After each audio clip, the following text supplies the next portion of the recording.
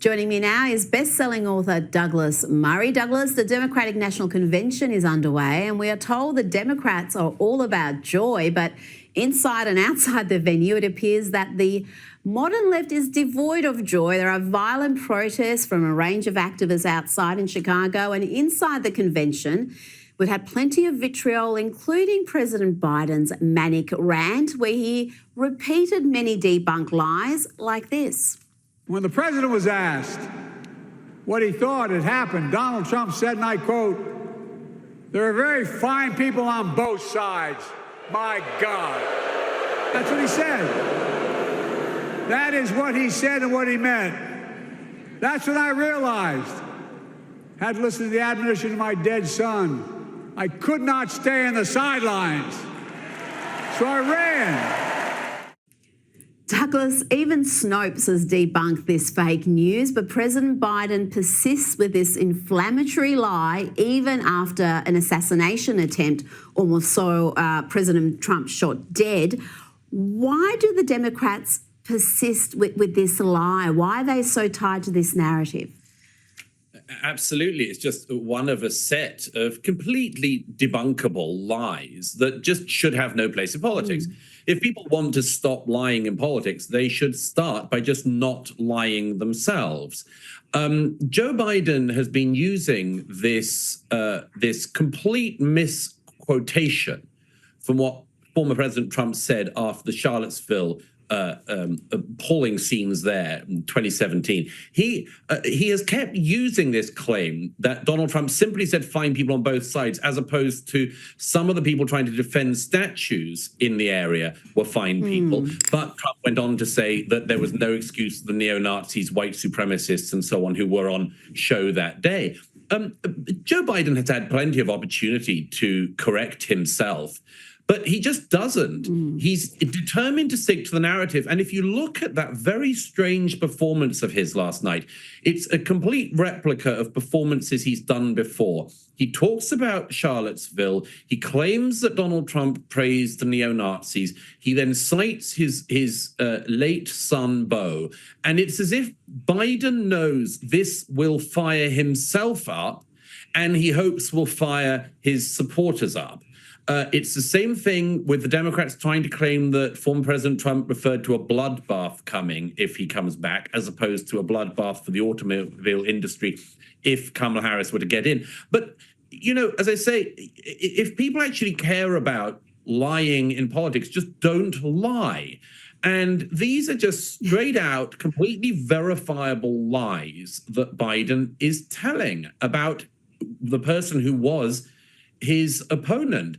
And I think it's just appalling. And if Trump was doing this, people would call it out. I see no reason why they shouldn't do it if Biden is. Especially if it had been an assassination attempt against President Biden, and you still put forward these really ugly, inflammatory lies. Now, President Biden was also angry about the Israel-Hamas war. He wants a permanent ceasefire, and he thinks that the anti-Israeli protesters outside the venue have a point. Biden, let's have a listen to what he said about these protests. And finally deliver a ceasefire and end this war. Those protesters out in the street, they have a point. Douglas, your reaction to that, and looking forward, what sort of foreign policy can we expect from a Harris-Walz administration? Kamala has also made it clear she does not see this war through a binary lens, to use her words. Well, I mean, again, such a bizarre performance by Biden. I mean, so angry, so sort of filled with fury, which I just can't help thinking looks completely put on, I have to say. It just looks completely staged and fake to me, that performance, as if he's trying to show there's a life in the older guy yet. But yeah, he whipped himself up to death. And then that very strange claim that people outside have a point. Well, yes, I mean, everybody wants the killing to stop. Everyone wants the war to stop. The follow-on question, the only important question is, on whose terms? Is it once Hamas has been destroyed or surrendered and given back the remaining Israeli hostages? Or is it just stop now because everybody hates killing? Well, I have to say, I mean, I'm not sure how much Joe Biden is able to think this through anymore. But I'm not sure whether Kamala Harris has much of an ability to think it through either. I mean, the banalities that come from these people outside the DNC in Chicago this week, by the way, which include people flying Hamas flags and wearing Hezbollah uniforms, which, by the way, as prescribed terrorist organizations ought to be an offense in the United States. But let's park that for now. If he thinks they have a point, well, why doesn't he say to them that if you want to free Gaza, the best thing to do is to free Gaza from Hamas? Why doesn't he correct these people? Because what he has realized in the last year, and what I think Kamala Harris, if she does become president, will realize very fast is these kinds of protesters are not going to stop with a little bit of on the one side, on the other ism. They burn the American flag in the capital of DC, as well as the Israeli flag, these protesters. These are not some kind of, simply want to cause a ceasefire and stop the killing sort of Dalai Lama or, I don't know, Buddhist sort of, pacifists. Far, far from it. You're so right there. They've shown us who they are over and over again, and some politicians, some in the media refuse to see it. Now, on the issue of the economy, and it's probably the number one issue in America along with the illegal immigration crisis, you've written in the New York Post about the choice Americans face in November. And when it comes to economic policies, you argue the choice is between those who will grow the size of the economy and those who will grow the size of the state. Kamala Harris is arguing strongly that Americans should continue to march forward. Is that how you see it? Yes, of course, because in the same way that Joe Biden sees all things as being either him or the Nazis, in the case of Kamala Harris, of course, her great insight into politics is that we should go forwards, not backwards. And actually, as I mentioned in that piece in the New York Post, when it comes to the economy, going backwards a bit wouldn't be such a bad thing. The economy between 2016, 2020 did far better, and that's until the COVID disaster, did far better, certainly, than the Harris-Biden administration has managed economically in the 4 years since. And you simply need to look at any of the figures, whether it's median household income, whether it's things like the rise in median household income for Black Americans, by the way, which was better under Trump than under Obama, as well as much better than it has been under Trump-Harris. If you look at just things like inflation, which is, causing just devastation to Americans paying their bills each month, or you go to something like the attainability of getting on the household ladder. First-time home ownership is tougher now than it's been in America at any point since 1984. And so when Kamala Harris says, we need to go forwards into this great world, which, by the way, I've been the second most important person in for the last 4 years, but give me a chance for another 4 years because that's where it'll really improve. I think people just need to look at the figures. The figures in the economy under Biden-Harris have been really pretty woeful. And Harris should certainly come up with a better plan than let's go forwards if she's going to persuade the electorate in November. Well, folks, who else could put it as precisely, concisely, and succinctly as Douglas Murray, right? I mean, he laid out the points there. And as he's talking about, to be, if you don't want to lie in politics, he basically said, just don't lie at all. And unfortunately, this is what happens. They say, Trump lied over 30,000 times. You got people putting it out there. Documents, reams of paper pointing out all the lies of Donald Trump. Did they ever put out the lies by the Democratic Party? By the Democratic establishment?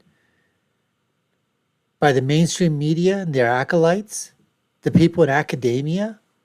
The political pundits who basically say they're fair and balanced, but left lean so terribly. The lies that are perpetrated by MSDNC or the Never Been Conservative NBC or the Alternative Broadcasting Corporation ABC or MSNDNC, you can call it MSLSD because they're delusional. What about the lies that they perpetrate, they talk about? And this whole thing about very fine people, I mean, it's been debunked. But like Douglas was saying, this sort of like fires up Biden. And he comes out now, and this isn't something new. This is this shtick ever since he became dementiated. I guess he just fires him up. I mean, he comes out there like an elderly grandfather that's just so cranky and has a corn cob stuck up his arse. And he just comes out with this, he thinks that he's fired up and he gets that face. And I think that as he raises his voice, that's going to raise the rafters and it's just going to get more applause and it's really going to sink in. And it's the same old shtick, same old shit all the time. And I'll tell you another thing, folks. If you think that these pro-Palestinian protesters that sympathize tremendously with Hamas are hoisting Hamas flags and Palestinian flags as if they're triumphantly, conquering the streets of Chicago or the streets of any other place where they protested or illegally when they've encamped on college campuses or whatever, burning American flags, burning Israeli flags. If you think that these guys are going to stop at just a simple ceasefire, you have another thing coming, folks. It's not going to end. And I know there has to be some sort of a solution. But the fact of the matter is that somebody Israel, they're not going to acquiesce. They're not going to come to the table unless some serious, substantive declarations are put on the table by Hamas and the Palestinian side. Basically, as he said, no, that's it. We completely surrender. No more fighting. The white flag is up. We come to the table. And let's start off, from square one, and let's see where we can do and release the hostages. But we know that's not going to happen from the Hamas-Palestinian side. That's not going to happen. As we know that it's not going to stop the Israelis from continuing to try to weed out Hamas in the pockets and areas that they have to do that. And unfortunately, when war happens, there is collateral damage. And yes, children have been bombed. People have been bombed. Women, men. I mean, yes, it's happening. And yes, you can take a look at the proportionality but the fact of the matter is none of this would have happened. Everything was, not perfectly peaceful, but until October 7th, yes, you had skirmishes, you had things that happened, but not on the depravity and the violence and the terrorist perpetrated act by Hamas on 12 to 1,500 Israeli citizens who were just out there trying to have a good time. So unfortunately, this is what happens in war, folks, collateral damage. And yes, let's call for a ceasefire, but it's not Israel that has to come to the table first. It's got to be Hamas and their sympathizers. They've got to come to the table first, lay everything down basically unconditionally, and go from there. Anyways, you're watching the Dr. Nasser Sheikh Show. If you haven't done so already, subscribe to the channel. We'd love for you to do that. Let's get back to more Douglas Murray right now. Well, given some of her economic policies about price controls, I think the less she says, the better it will be for her, because it's wow, she's quite radical in some of those positions. Now, on a different issue, we've spoken about the attacks against you personally, Elon Musk, from some very prominent voices in the UK who want you both arrested. Some are calling for you to be jailed. Our own ABC here in Australia is also a lover of censorship. It's a state-funded, taxpayer-funded broadcaster. Their Media Watch program claims that the ex-owner, Elon Musk, is increasingly using his platform to spread misinformation and inflame social division. And they ask, can governments and regulators tame the erratic media mogul? Is that really what's happening, Douglas? And is this a good use of our $1 billion plus of taxpayer money that goes to the ABC every single year? Exactly. I mean, it's amazing, isn't it, Rita? In Australia, in Canada, in Britain, all these countries, among others, have national broadcasters. And as you say, they're in receipt of huge amounts of public money. And when I see those completely indentured broadcasters attacking day after day Elon Musk as having too much power in the media, sorry, guys. You were the guys who were literally given a monopoly, which has to be broken up by the free market. You're the guys who are still subsidized. And you're the guys who can pump out disinformation all the time under the guise of the official sort of, version of events, and still ridiculously have some legitimacy for doing so. The reason why they're going for Elon Musk, among other things, is that he's beating them all effectively in the ratings. X, Twitter, under his ownership, has become so much more respected and used as a news source than ABC and others, that of course they're concerned, of course they're worried. They should be, because it's perfectly possible that it's not just evil Elon Musk that they've got to rail against. Actually, the problem for them is the audience. They are losing their audience all the time. They keep their billion-dollar subsidies, oh yeah, but they're losing audience all the time. And they're losing them, among other things, to Elon Musk. And so, of course, they're bitter. I don't think they're going to have much luck extraditing Elon Musk.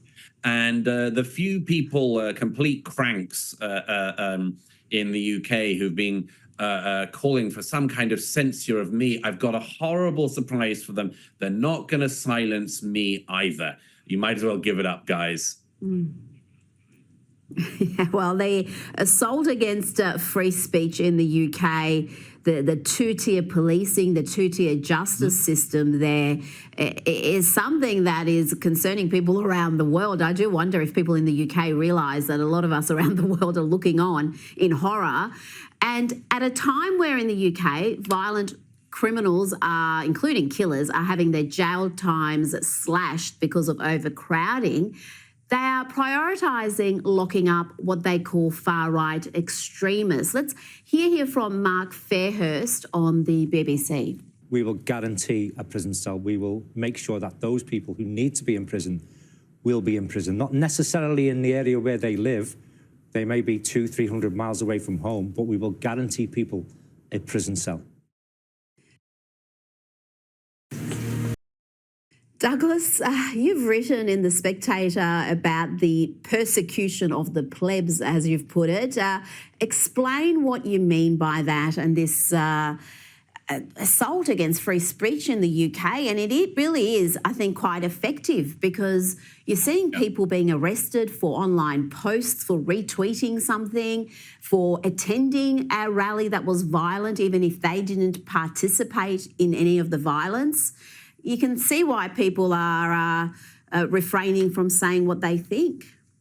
Yeah, the point of this piece, and of course I use plebs in inverted commas. I mean, my point is that I suspect that the authorities, if they try to go down this route, will have quite a hard time, as I say, taking out somebody like Elon Musk.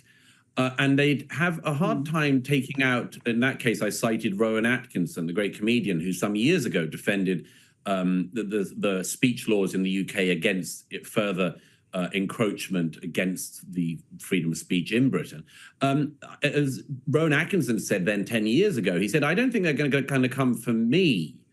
But I think that the people who have less of a profile or no profile could be very vulnerable in this situation. I said what Rowan Atkinson saw 10 years or more ago is exactly what's happening now.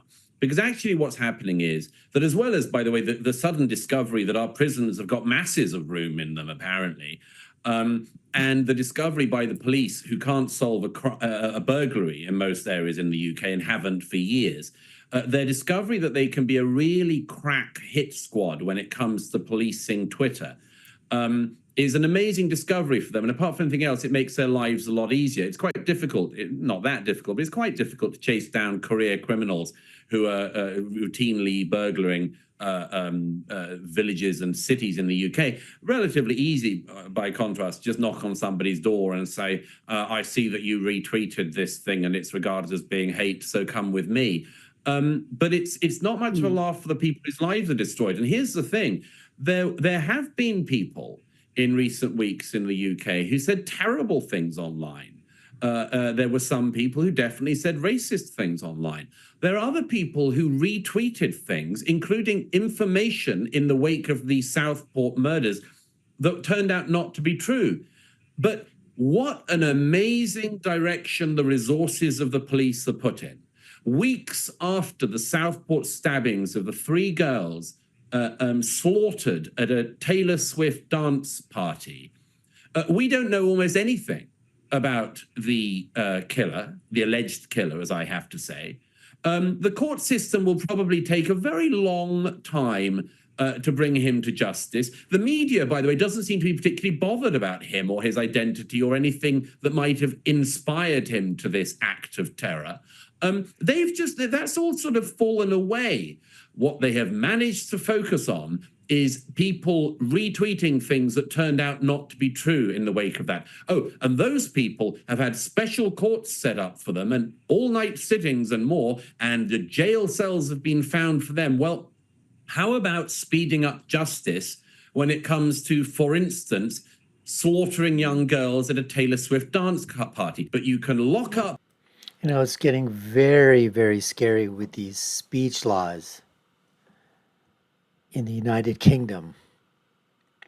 I mean, as Douglas is talking about here, people are getting jailed for just repeating things on Twitter or saying things or even racist comments or hate comments or whatever, which are being deemed by somebody. And who is that somebody? It's the state. It's the government saying that that's hateful speech, that's racist, that's vile, you know, and knocking on the door. And of course, as they said, Rowan Atkinson was perfectly correct, folks. They're not going after, you know, Rowan. I don't think they're going to go after Douglas. That would cause too much of a problem.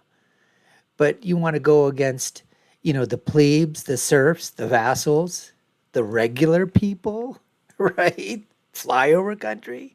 Oh, sure. Knock on their door. Sir, you called somebody fat. You called somebody an idiot. You said someone was stupid. You said someone was a moron. You said someone was retarded. We got to take you to jail. And we have a whole separate court system built up for you. And you're going to pay a fine.